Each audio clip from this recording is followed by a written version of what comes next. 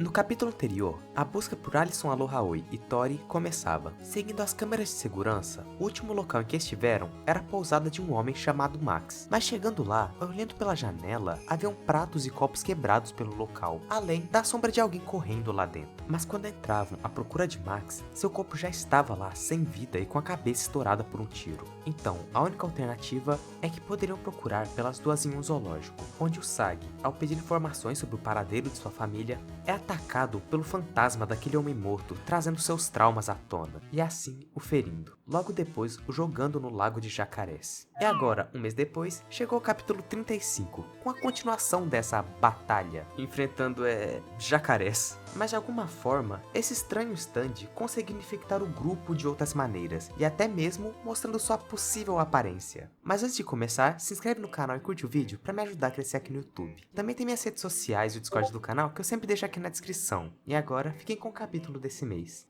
Alison e Tori. Ambas andavam por aí, enquanto o que o Sag fazia, ficava andando pelo zoológico, ele se afogava na lagoa enquanto um jacaré vinha em sua direção, até que então Paco pulava lá dentro em busca dele, perguntando a ele de onde o ataque de stand surgiu. Mas pro Sag aquilo não parecia um stand, ele tinha certeza que tinha alguém ali sussurrando pra ele, mas seu sangue manchava aquela lagoa. Todos ali perto se aproximavam do lago de jacarés vendo aquela situação. Paco se preocupava com aquele machucado, pensando que era alguma mordida dos animais, mas quem tinha feito aquilo parecia ter sido o próprio Max. Mas ali, 3, 4, 6 jacarés se aproximavam dos dois. Eles tinham que se apressar e sair fora dali. Mas Paco acabava sendo mordido. O jacaré se preparava para arrancar seu braço, mas os músculos de Paco eram fortes demais para só uma mordida, quebrando seus dentes e segurando ele pela boca, jogando na direção de outro, com Jojo logo em seguida ativando seu November Rain para espantar os animais. Sua chuva não podia atingir debaixo da água, então aquilo era só uma defesa. Mas logo ao lado, 2 visitantes do zoológico se aproximavam demais do parapeito filmando tudo aquilo, e de repente se jogavam lá para dentro. Ao caírem lá dentro, os dois pareciam perdidos, pareciam assustados com algo. A mulher empurrava o garoto correndo em direção do Paco, mas no meio do caminho ela parecia ser pega, se afogando lá dentro. Agora, aquela criança seria a próxima a ser devorada.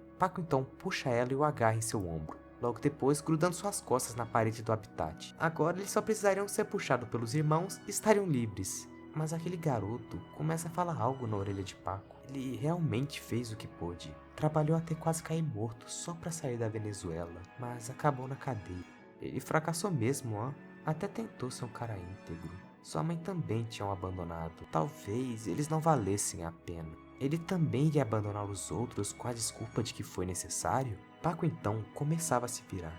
E no momento em que o encarava, aquela criança se tornava a imagem de seu próprio pai distorcido. Uma vez ladrão, sempre seria um ladrão. Paco era só o filho de uma... O Sag não parecia ver nada de diferente, mas aquela coisa mordia o pescoço do Paco puxando sua artéria com os dentes. Seu pescoço começa a jorrar sangue sem parar, e sem querer acabava jogando aquela criança de novo para dentro do lago.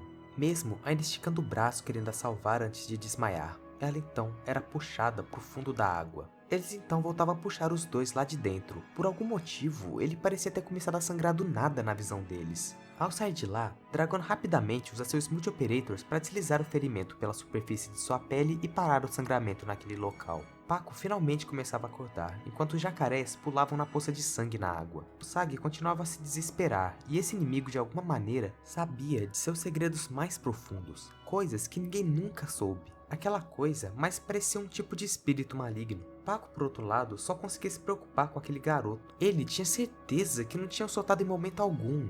Ele estava segurando ele, mas de alguma maneira ele saiu de seu ombro. Dragona perguntava se aquilo parecia ter sido um stand, mas ele não parava de se culpar. Enquanto isso, uma multidão de pessoas com celulares se aproximavam deles. Saindo lá de perto, Jojo se lembrava novamente de sua ligação com Rohan, em busca de encontrar uma nova pedra de lava. Rohan por um momento ficava pensativo, até largando na mesa o manuscrito de seu mangá, que por curiosidade está usando a mesma roupa do Wonder of You.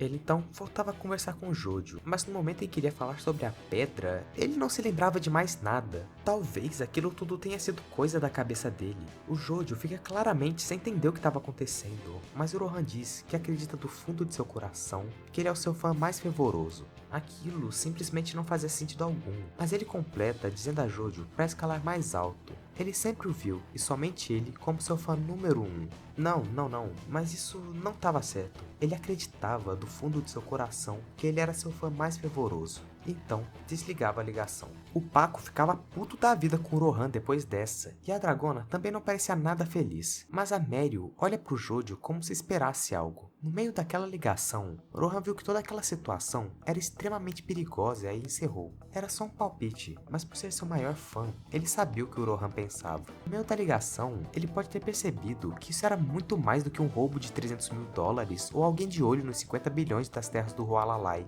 O inimigo procurava pela própria pedra de lava. Essa foi sua conclusão. Aquela sua última frase era na verdade um código.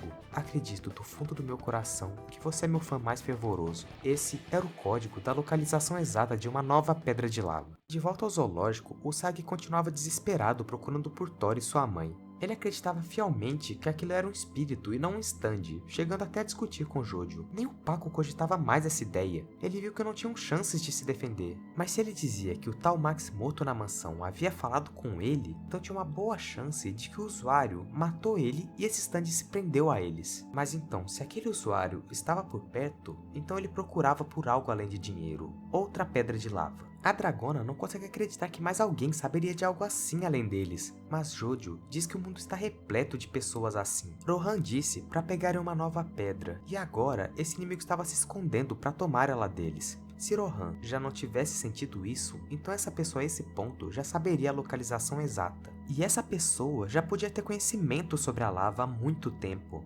Talvez ela já estivesse procurando pela mesma quantidade de tempo que a família de Howler. Mas então, Dragona nota algo estranho no pé de Usagi. Talvez ele tivesse pisado em alguma coisa, tinha um tipo de adesivo ali. Mas Paco, olhando pra Dragona, nota que aquilo também estava na sola do sapato dela. Um estranho adesivo escrito, Avenida Kalakaua. E então, o capítulo acaba. E foi outro capítulo bem interessante. Mesmo que não pareça de cara, ele foi bem revelador. E olha, ele fritou a minha cabeça tentando criar alguma teoria. Mas primeiro, eu gostaria de falar dessa capa muito foda. Parece meio simples, mas ela faz referência à música Mate Kudasai, que o Sanji do Sag faz referência. Aquela cena dos capítulos anteriores, dele se deitando triste dormindo na cadeira de Tori, também fazia outra referência. Assim como diz na letra sobre alguém que dorme triste em uma cadeira. Eu só tô muito puto, porque agora que notei que o Araki meteu uns pezão de coelho no Demate Kudasai. Caralho, já fez o favor de tatuar esse stand quando tudo era mato. Mas, sinceramente, isso foi uma mudança muito foda, porque o Sag em japonês é coelho, assim como Tori, sua irmã, significa pássaro, o que traz um significado bem forte para a aparência do stand dele. Uma das coisas que achei mais foda nesse capítulo também é como a gente vê o desenvolvimento do Paco em relação ao Sag. O mangá começa com ele completamente foda-se pra ele, achando que ele era só um drogado, e agora ele pulou por conta própria em um lago de jacarés pra salvar o amigo. Outra coisa muito foda do Paco é como ele, mesmo parecendo ser só um ladrão egoísta, na verdade ele parece ter um dos melhores corações do grupo. Mesmo todo fudido com uma artéria saindo do pescoço, ele ainda esticou a mão tentando salvar aquela criança. Até mesmo quando ele acordou, a primeira coisa que ele pensou foi nela. Pra mim ele tá tendo um dos melhores e mais rápidos desenvolvimentos de personagem. Ah, e uma outra coisa é que o Araki do nada trocou que o pai dele era refugiado do México pra Venezuela, mas o Araki só quis mudar porque quis mesmo, pelo visto. Beleza, agora indo pro principal. O que são esses vilões e o que eles querem? Primeiramente, eu acho que eles não têm nada a ver com a K-Howler. Depois do que a K-West e a Lain Shaben fizeram com eles, ele não pode confiar em ninguém.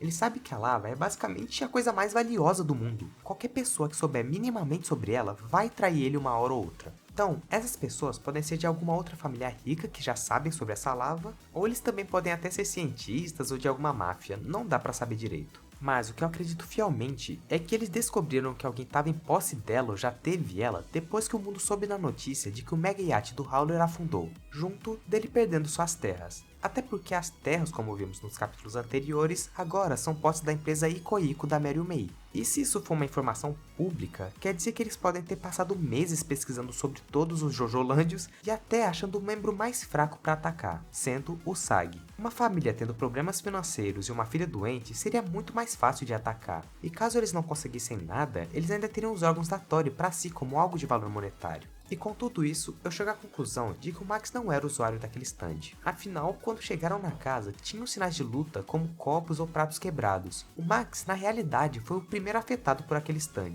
O da pessoa que o Jojo viu correndo lá dentro. Ele provavelmente fez o Max se matar com um tiro, revivendo seus traumas. Beleza, mas como eles estão sendo afetados? Então, esse stand pode ser de certa forma contagioso. Quando o Sag viu o corpo do Max, esse stand foi pra ele, usando a imagem do morto, seus traumas e medo para atacar ele. O Paco foi o segundo, já que ele foi o próximo a ver alguém sendo atacado. Assim, o stand usando o corpo do garoto para se comunicar e tomar a forma de seu pai em sua visão. E em seguida veio a Dragona, que agora tá com a marca dele no pé. E já avisando, eu não acho que a Avenida Kalakaua seja o nome desse stand. Ele também pode servir para localizar os inimigos, afinal, a Avenida Kalakaua é onde fica o zoológico de Honolulu, que é onde eles estão. Mas provavelmente de todos eles, o único que não vai ser afetado seria o Jojo. Pela maneira que a mente dele funciona, ele não parece ter traumas ou medos, então é bem difícil ou até impossível de ser atingido com isso. Só me pergunto o que vai acontecer se a Dragona tentar deslizar esse estante do pé dela usando o Smooth Operators. Mas eu quero muito ver o design total dele logo. Eu não acho que ele seja só esse adesivo.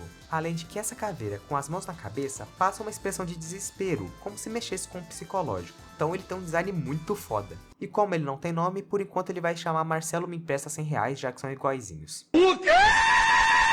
E por último, o paradeiro do stand vírus, que eu não tenho certeza, mas eu acho que seja um stand. E eu chuto que o vírus apareceu sim nesse capítulo. Foi ele quem fez aqueles dois se jogarem no lago. Por um lado, eles podem ter sido alvos do Marcelo Me Empresta R$100? Talvez. Pareciam bem perdidos quando caíram lá. Mas antes disso, pareciam quase que zumbis olhando pro celular, como se seguissem ordens. E então simplesmente se jogaram sem mais nem menos. Provavelmente o celular deles foram invadidos por aquele stand, e talvez até Alison Alohaoi tenha sido atingida dessa maneira também, já que ela simplesmente abandonou tudo e foi embora com a filha, quase como se ela seguisse ordens de algo. E isso me faz pensar que esse stand vai servir para impedir o contato deles com a Mary e o Mei, ou até causar alguma disputa contra ela. São usuários bem difíceis de lidar, já que ficam à distância, mas acho que eles ainda têm alguma carta na manga, afinal se for só isso eles são meio fáceis de counterar, sinceramente. Já que é só não olhar o celular, evitar olhar pra trás, o Jojo não deve ser afetado e a Dragona meio que cura. Então, eles devem ter mais algo na jogada. Mas então, esse foi o capítulo desse mês. Muito obrigado por terem visto até aqui e até o próximo vídeo. Falou, amo vocês!